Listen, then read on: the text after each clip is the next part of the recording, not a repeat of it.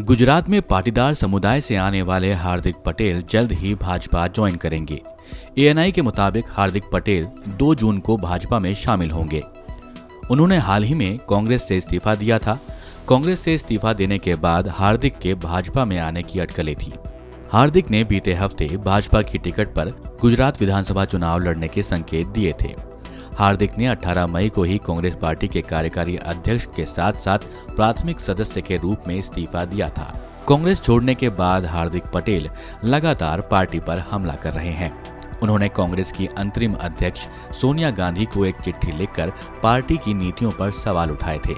हार्दिक ने कहा था कि कांग्रेस केवल केंद्र के विरोध की राजनीति तक ही सीमित रह गई है। इससे आगे उसके पास न कोई नीति है और न ही वो कुछ करना चाहती है। हार्दिक ने आरोप लगाते हुए कहा था कि गुजरात के लोगों और उनके मुद्दों की पार्टी को कोई भी चिंता नहीं है। मुद्दों को कमजोर करने काम खुद पार्टी के नेता ही कर रहे हैं। हार्दिक पटेल काफी समय से कांग्रेस से नाराज चल रहे थे। हार्दिक अपनी नाराजगी की वजह कांग्रेस आलाकमान को बता चुके थे, लेकिन फिर भी इस पर ध्यान नहीं दिया गया। हार्दिक ने ट्विटर हैंडल से कांग्रेस व कार्यकारी अध्यक्ष के पद से नाम तक हटा दिया था। आपको बता दें कि गुजरात में इसी साल के अंत में विधानसभा चुनाव होने वाले हैं। ऐसे में हार्दिक पटेल को अपने पाले में लाकर बीजेपी ने पाटीदार समाज को बड़ा संदेश दिया है। पाटीदार समाज में हार्दिक पटेल का काफी जनाधार माना जाता है। अभी हाल ही में पार्टी छोड़ने के बाद हार्दिक पटेल ने कांग्रेस नेताओं की आलोचना करते हुए कहा था कि कांग्रेस के शीर्ष नेताओं का ध्यान मोबाइल फोन में लगा रहता है।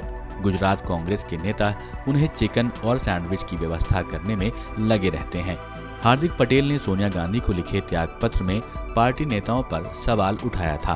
अपने त्यागपत्र में हार्दिक ने लिखा था कि कांग्रेस पार्टी सिर्फ विरोध की राजनीति तक सीमित रह गई है, जबकि देश के लोगों को विरोध नहीं बल्कि ऐसे विकल्प चाहिए जो उनके भविष्य के बारे में सोचते हों और हमारे देश को आगे ले जाने की क्षमता रखते हों। उन्होंने अपने त्यागपत्र में लिखा था कि अयोध्या में राम मंदिर हो, CAA NRC का मुद्दा हो, जम्मू कश्मीर से धारा 370 हटाना हो या GST लागू करने जैसे फैसले हों।